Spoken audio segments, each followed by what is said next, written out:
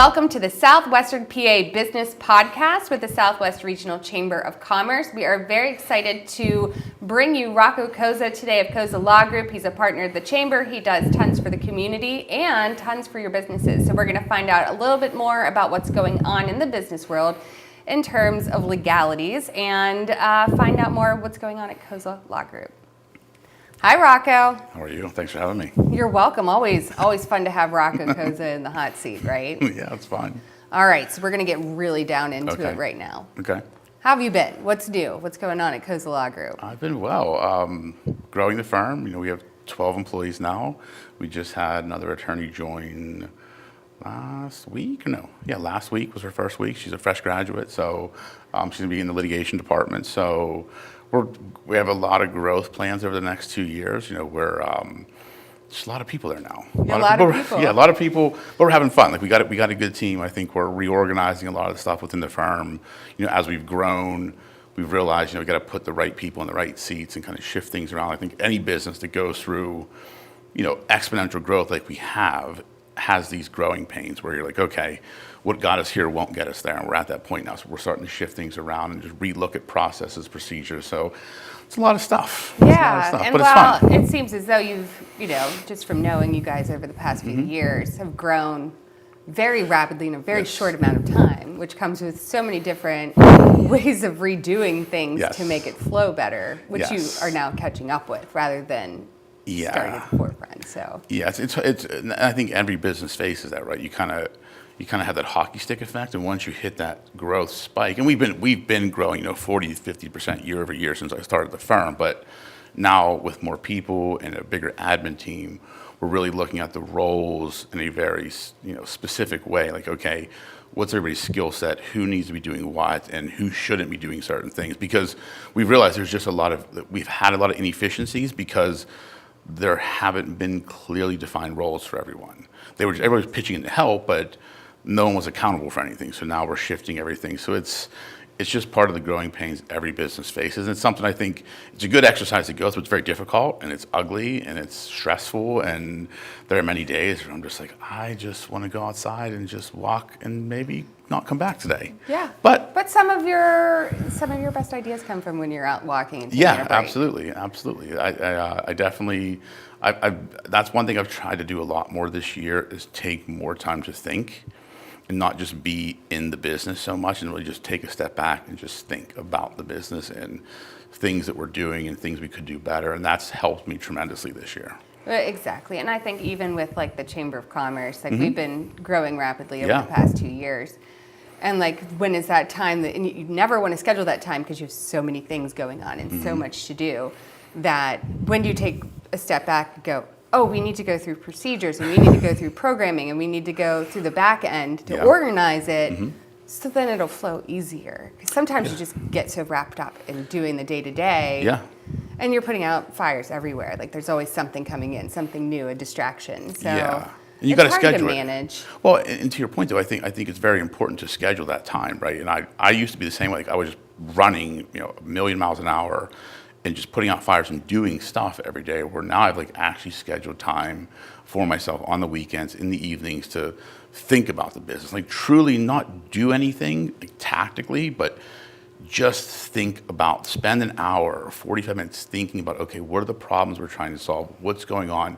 How do I have to adjust? And that's been truly beneficial for me, because it's helped me see things a lot more clearly, because I'm away from the business when I'm doing it. I'm not sitting in my office. I'm typically at home or somewhere in the evenings just thinking about the business outside of the business. Well, and I think that, over the years with the team, you was kind of mentor role in a way for what I'm doing.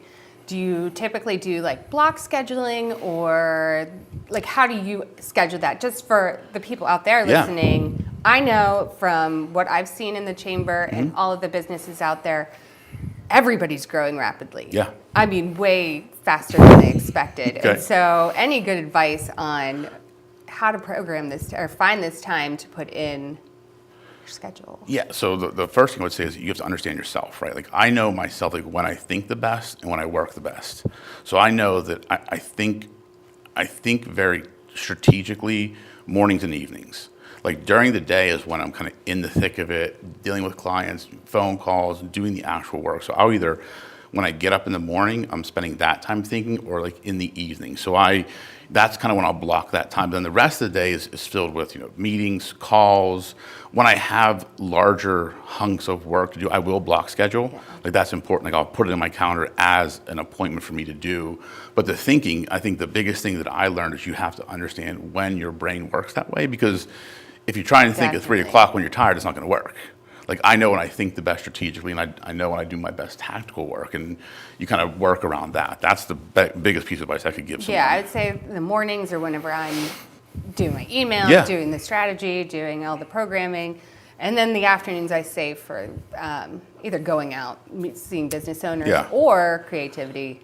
Any of my graphic design is done typically in the afternoon because it's mellow, it's soothing. Like you're like clicking and moving until it's you could just Very focus zen. on that. You could play nice music. So I'm not an afternoon person. I'd say I'm like a morning person until about 11, and then I don't know I need like a siesta, like 11 to 3. I'm just kind of like and then I pick back up for the night. So you figured out what works for you. That's a lot of my clients that are business owners. And I've outside of just being their lawyer, I also talk to them just as like a mentorship type role, and I talk to them about that. A lot of them don't figure that out early on, and that's why they get so caught up in just they feel like they're spinning their wheels and putting out fires. I say, well, think about how you have to really, as a business owner, because so much stuff is coming at you, you have to really understand how you operate effectively. When you do your best thinking, when you do your best tactical work, when you do your best networking, and then adjust your schedule around your most efficient times, and that's when you typically see people have that growth spurt, when they figure that piece out. That's what happened for me, I can tell you that. And then in terms of what's happening in the business world, there's been lots of changes that small, mid-sized businesses should definitely be aware of, take under consideration when running their business, which I think some again are flying by the seat of their pants. A lot of business owners jump in not knowing what they're doing. Sure.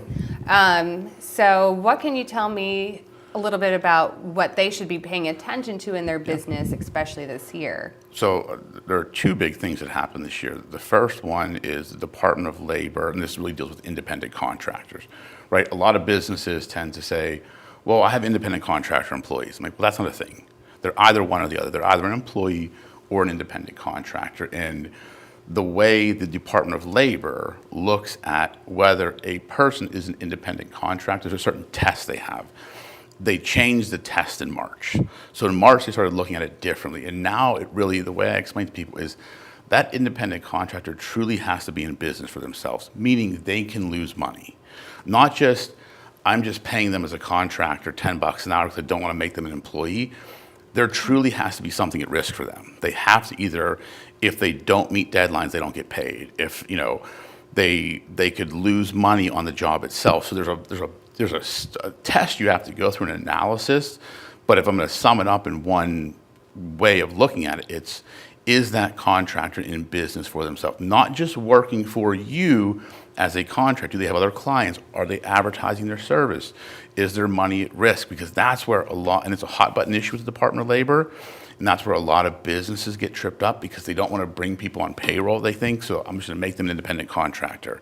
Yeah. You can't just do that. They have to actually fit the test, right? Because if you're controlling their work, you're giving them the tools, hey, you come to the office 8 to 5. You have here's to basically a computer. give it to them. Be like, you're somebody I think is an expert at what you do. Yeah. Here's what the project is. Yep. Do it. You can't sit there and be like, well. Yeah, the way, and I just posted a video about this yesterday, the way I always explain, I said, hey, okay, if I need a room in my house painted, right? And I say, hey, I find a painter. I said, hey, painter, I need this room painted. I have all the paints. It's at my house. I'll pay you $20 an hour. If you can paint it this week, I'd like you there between 8 and 5 when I'm at work. But that's kind of what I'd like you to do. And I have all the brushes as well. Just come paint that. What color did you pick? Red, we'll say. That's an employee, right? Because Yes. I'm telling them when to be here. I'm giving them the tools. I'm controlling the mode and method of work. The flip side is, hey, painter, I have a room painted in my house. I'll pay you $500. I need it done by Friday. You buy the paint. You bring the brushes. I don't care what time you come. as long as it's done by Friday and done the way I want it done. And if you don't do it well, I'm not going to pay you. Yeah. That's an independent contractor. Like that's the simplest way to look at it. But that is something that every small business gets caught up with because it's less expensive usually It's to less have an expensive. but it could cost a lot more in the long run, where if they don't do it right, the Department of Labor can fine them, and they could be paying tens of thousands of dollars in penalties and back taxes. That's the first thing. The second thing is the non-compete issue that came out. There was a ruling in April that the FTC basically said non-competes are invalid. Great. So we had a lot of businesses, just going crazy. Like, what does this mean? What's going to happen? And there was 120 days businesses had to let their employees know these weren't enforceable. Now, there were certain exceptions to it. A court in Texas. And so they actually had to go in and be like, by the way, your non-compete you signed, Yeah, doesn't really matter. Yes, and it was coming up at the beginning of September to do that. However, a court in Texas, a federal court in Texas, just overturned that ruling in August. So now non-competes are still enforceable. Unless they appeal that to the Supreme Court, it may get appealed to the Supreme Court, but as of right now, that FTC ruling isn't valid, so non-competes are still enforceable. But we had a ton of clients, because non-competes are important things, and I thought, in my opinion, the FTC overstepped their power. They're basically saying, you can't do this because it's a restraint on trade. Well, that's not what they're promulgated to do. It's a contract between two parties. If I say, hey, Mandy, do you want to come work for me? Sure, I'm going to pay you X, but for me to pay that, you have to sign this non-compete.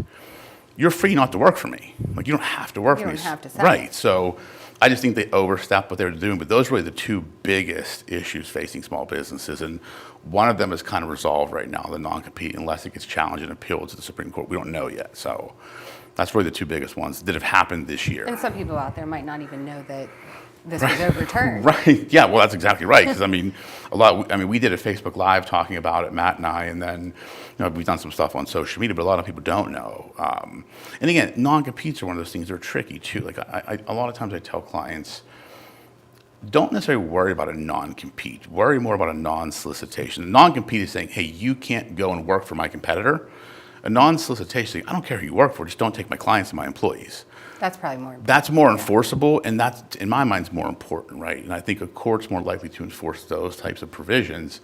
And I always tell clients, especially smaller businesses, unless you're going to enforce every non-compete against people, you can't cherry pick when you do it. So if you put non-competes against everybody and only enforce it against one person or two people, a court's going to say, well, you can't do that, so we're going to invalidate it. So just have that non-solicitation in place. That's the better thing to have. Absolutely. Yeah, so that's what People do that. I mean, they'll take your e-lists and run out the door. Well, and there's other things, and again, Pennsylvania, follows the Uniform Trade Secrets Act, and under that law, customer lists can be deemed trade secrets. So even if you don't have a non-solicitation agreement and you misappropriate or steal a customer list from your employer, you can get sued under that law. So a lot of people think, well, I didn't have any non-compete, I didn't have a non-solicitation, I just took this company's customer list. I'm like, well, there's a bigger problem at play. Like, there's a whole other law that comes into play that you can get sued under. So there's a lot of, and that's why a lot of these small businesses. Well, and some of that is with, employee safety, because they don't know Right. walking out. Correct. They're not the business owner. They're Right. not thinking that in depth about the legal system. Right. So I think that's important to share out there. And Yeah. even if you're an employee or a business, following Cozza Law Group on social media, on Instagram, Yeah. LinkedIn, Facebook. Yeah, we share a lot of this TikTok. stuff. TikTok, yeah, we do TikTok. that. Yeah, I have my own personal, and the firm has one as well. But again, these are things that small businesses just need to be aware of, and a lot of times you don't know what you don't know, and that's why I love helping small businesses, because there's such an amount of knowledge out there that is not dispersed very well, and there's so much misinformation on the internet. Like, I've had people call me and say, I need this. I'm like, well, you don't need any of that.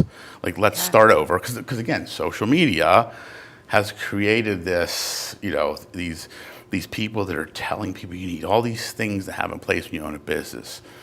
I'm like, no, you don't need any of that yet. Like, there's a lot of misinformation. So I always say, reach out to us. Give me a call. Like, I'm always happy to help people and just provide them some guidance. And our social media, we do the same thing as well. So yeah, they we're have just here to help. tips and they go through all of this stuff. So yeah, I definitely. mean, it's like your one-a-day multivitamin of the legal system. Sure, we'll go with that. You like wake up, have your coffee, Yes. find out about how you might be. But it's important. I mean, again, I always say, look, if you're running a business, if you started a business, there are certain things you have to be willing to invest in. A good accountant, a good lawyer, Important. a good banker, a good insurance broker. And again, if you have the right team in place, then you're going to be set up for success. A lot of people, one, they think lawyers and accountants are too expensive. I always say you get what you pay for. So you got to think, if you're going to start a business and put your livelihood at risk, there's a certain level of investment you have to make. And I'm not saying work with us, but work with a business lawyer, someone that understands business, not just any lawyer. Like, you've got to make sure you're working with someone that knows the space you're going into. Like, you don't go to a cardiologist to fix a foot problem. Yes. You go to a podiatrist. So it's the same thing with the law. Like, you go to a business lawyer if you're running a business or starting a business. Yeah, I mean, it's like you're letting somebody come in and be like, oh, well, I mean, I took that legal class in college, so I'm pretty aware here of what's going on. Yeah, I mean, that's same with like somebody you're hiring in administration that has, well, I mean, I have accounting classes and I'm very familiar with QuickBooks. Yeah. Then you go back in and you're like, wow, QuickBooks is a mess, and now how much do you spend to fix it? Yeah, and again, that's so you should have just bought this, had the CPA from the online sites that people have, the self-help legal sites that people do, and it's like some of those work, and there is some basic things you can do, but again, a lot of times I tell clients, you're going to spend 3 times the cost to have me unwind this than it would have cost to have me do it right in the beginning. Yeah. So I always say, talk to people, talk to lawyers. Don't think you're priced out. It's an investment you're making in your business, and if you build your foundation the right way, it will eliminate a lot of problems and a lot of costs down the road. Truly. Well, and so what else do you do? I mean, other than you do startup businesses? We have really 3 main practice areas in the firm. The business and transactional stuff. Then we do commercial litigation. So we have a litigation team that handles all the litigation for our clients, like when they're getting sued or they want to sue somebody. And then we have estate planning. So on the business side, we work with anything from startups to Fortune 500s. I do a lot of the strategic advising. Like, I'm working with some of the larger companies, contract negotiation, general strategic advising. Then I also do entertainment law as well. And then, so whenever this podcast becomes big, when you're signing your first deal, my entertainment lawyer. Yes, exactly. And then the commercial litigation, we do a lot of contract disputes, employment disputes, issues with production. So anytime our business clients are getting sued, or they want to sue a customer or something like that, we do that. And then the estate planning is, if you're a business owner, you have assets. Those assets should be, 1, protected, and 2, there should be documents in place that say what's going to happen to them when you pass. And the biggest thing I tell business owners, like, take the will aside, take trust aside. No one wants to talk about their death. Like, that's just something, no one likes to talk about our mortality. The biggest thing I tell business owners is one of the documents in an estate plan is a power of attorney. If you're a solo business owner and you have 5 people on your payroll, and something, God forbid, happens, and you don't have a power of attorney, no one can access your bank accounts. No one can run your payroll. So what happens if you get hit by a bus? The business shuts down the next day. And your employees are gone, and then you lose just because you didn't have one document in place. It's very easy to get in place. Instead of having it pass over to whoever right, you have you give the power to someone to run your bank accounts, to pay the bills, to do all that stuff. But without that document, they can't go to the bank and say, I'm so-and-so's husband or so-and-so's wife or spouse or significant other, and I'm here to they're like, well, we need a power of attorney. The bank just won't give you access to things. And a lot of businesses don't even think about that stuff. I know when I started, I didn't think about that. But it's truly important. Like, if you have any type of assets, children, significant other, an estate plan is absolutely imperative. And again, it's a process. It's a simple process to go through. It's not something you have to do every year, but we constantly update it, and that's a huge thing that people aren't even thinking about these days. So that's really our 3 main practice areas. So you're growing, Yeah. You're educating. Yeah, trying What to. else do you have going on in your life? We opened an office in Nashville in the spring. We did that. So Are you doing tours? I mean, free sure. overnight stays for all business Absolutely. owners who want to go tour the building. There is actually a hotel in the building, so. Good. But no, Nashville's a really interesting market. I'm licensed in Tennessee. I've done some work with some entertainers in that area. We just saw a need in that area to get like a firm like ours. So we got a small office. Now we're just trying to find some people down there. I'm trying to either find a firm to acquire or some people to hire. So that, and then we have the foundation, the CLG Foundation, which our next gala will be in May again. We had our second gala last May, so we're planning that right now. Just living life. Yeah, That's it. I enjoy dancing. So Yeah. if you want to support a great nonprofit and have a great time, Yes. the CLG. Yes. And what is the CLG? Tell us a little bit about it. So it's an organization that we founded 2 years ago, really to help underprivileged kids learn about entrepreneurship. Like, I realize there's a lot of kids out there that don't have access to business professionals or the education about non-traditional paths. Like, you don't have to go to college. You can start a business, but there's not resources to it. So our goal with it is, one, this year, because we're not at the point yet where we're going to do the competition, we're going to have a scholarship this year. We're going to offer to kids going to non-traditional academics, like technical schools or things like that. Our main goal with this is to, one, go into schools and talk to kids about entrepreneurship, but then, two, in the spring, have a pitch competition.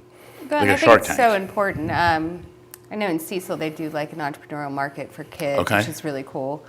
But it's like, I have an 8-year-old and he loves coding. Yeah. And that's all he does. He codes games and whatnot. And I know there's other kids out there who are Absolutely. his age who are putting stuff together, and it'd be really nice for them to have an opportunity to talk about it and see that it could be something. Yeah. Back when I worked in the film, print, television, there was a kid who was in commercials. He was in all the commercials, super cute kid. And he used his revenue to buy condos in Miami. And he was Smart. 12 years old. That's smart. And had condos. And so him showing up in these commercials and everything paid for his future. Yeah. So it could be anything. And there's a lot of kids out there that just don't have that access, that education, that information. They're not around. I wasn't around that as a kid. No one that I knew were business owners. So I just kind of learned it on my own. Had I had, a program or people, I may be a lot farther ahead than I am right now. So we really want to just help empower kids through entrepreneurship and show them there is a different path. There's so many different ways to be successful in the world.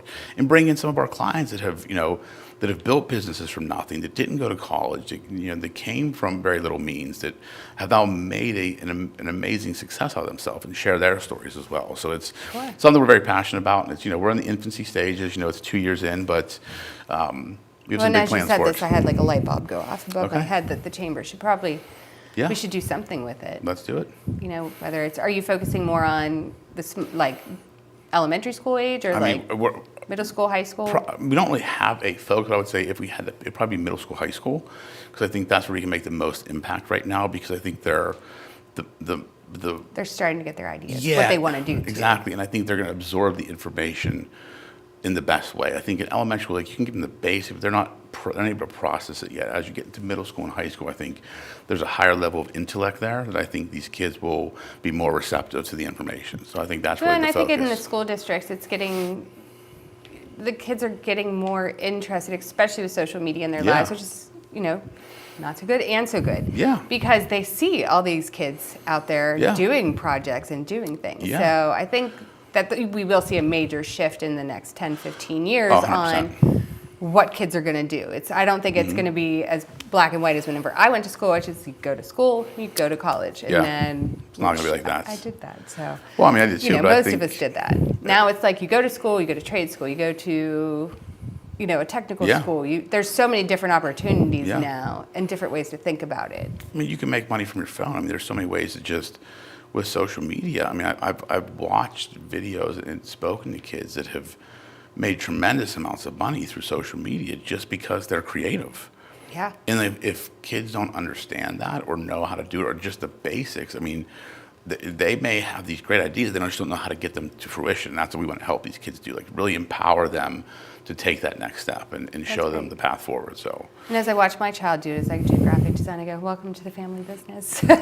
He's so talented. He's been doing it. He's been great with computers since he was 4. So see, there you go. It's just, he's good at it. He likes doing it. And I hear him doing voiceovers in his room, and I'm like, okay. It's awesome. Welcome. See, you're raising an entrepreneur. Seeing where we're going. Yeah, I love it. So anything else that you want to share with our business owners? Any inspiration? I mean, I just really think doesn't have to be on a legal topic, but just advice. Yeah, I mean, I've been doing this 5 years now in the firm, and I it's definitely been a wild ride. I've realized that the past year has been the hardest, but I also the biggest piece of advice I could give to a business owner, and this was a piece of advice that was given to me, years ago. And there's a quote, and I saw it on social media recently, and it kind of resonated. It's from a book. I think it's called "The Boy, the Horse, and Something," and it's talking about a boy and a horse are standing at the edge of the woods, and the boy says, "I can't see the path," and the horse says to him, "Well, can you see the next step?" And the boy says, "Yes." He said, "Well, just take that." And that's kind of how I've built the firm. I had no idea what I was going to create. I just knew the next step to take. And I would tell any business owner, you don't have to see the full path. You don't have to see 5 years down the road. Can you see the next thing you have to do? Just do that. Because as I did that through my career and through building the firm, everything became apparent. Things started to appear. And so it's truly just trusting your instinct, not being afraid to take the next step if you can't see the path. Yeah, I agree with that, because sometimes you get so overwhelmed. Yeah. As a business owner. Yeah, absolutely. You're like, I just got to get out of here. But don't. Yeah. Stop. Yeah. And take one step. Yeah. And quit writing down your lists in your phone. I mean, I always have lists everywhere. I have lists here. Just take the next step. Just to follow up. Yeah. But just start with one thing. If you tabbed one thing, yeah, just do that, and then you'll get inspired to do the rest. That's exactly Even if right. it's not fast, it's just know what the next step is. When I started the firm, I said, I have no idea how to start a law firm. No idea. I said, what am I good at? I can talk to people. Let me just start talking to people and tell them I started the law firm. And that's truly what I did. I just set up meetings with people I knew from college, from law school, from high school, acquaintances, said, hey, I started a law firm, here's what I'm doing. If you know anybody, just tell your friends. Just think of me. And that's all I did to start. I didn't know how to build it. I didn't know all the systems and the software to use, or that I was going to have 12 employees, a couple years later, and we were going to be in 3 states. I just said, okay, I'm starting a law firm. Let me just talk to people. And then you just start figuring things out as you go. So if I had to see the whole path, I wouldn't have started. I mean, I don't want to say that I was green when I started the chamber, but you're green. I had no idea. I was on a board for a chamber, which I should have ribbon cuttings before that. And I walked in, I was like, so what do we do here? But now I'm like, yeah, I know all the ins and outs of running a chamber, and it's been a big growth journey in 7 years. So sometimes you just got to take the step, and don't be afraid. It truly, because I love what I do. It's truly rewarding. Is it overwhelming some days? Absolutely. But would I trade it for anything? No. I love it too much. So if you're a business owner out there, it becomes your baby. It is, and when you put your heart and soul into something, it's just, there's a different feeling you get when you see the people in your organization succeed, or you see the organization grow. It's just, you've built it with your own hands, and that's truly the reward. It's not about money or accolades. It's truly about creating something different than anything else and leaving that legacy behind. That's it. That's all I got. Great job. Great. Thanks for always coming on the show and having something good It's my pleasure. Good to share. I hope you guys were all inspired by Rocco today in your first step. So that's what we're going to name the episode. First step. Take the first step. Yeah, I love it. Thank you so much for watching this episode. And thanks to Rocco Cozza of Cozza Law Group for coming on. Please follow him on social media, get some tips and tricks, and take that next step. As always, we're having our annual car raffle coming up on September 26th at Calusi Chevrolet at 5 p.m. We'll be pulling the winner, so make sure you get your tickets. We've sold over 550 tickets so far, and we only sell 850. Mandy Pryor, Executive Director of Southwest Regional Chamber of Commerce. Thank you.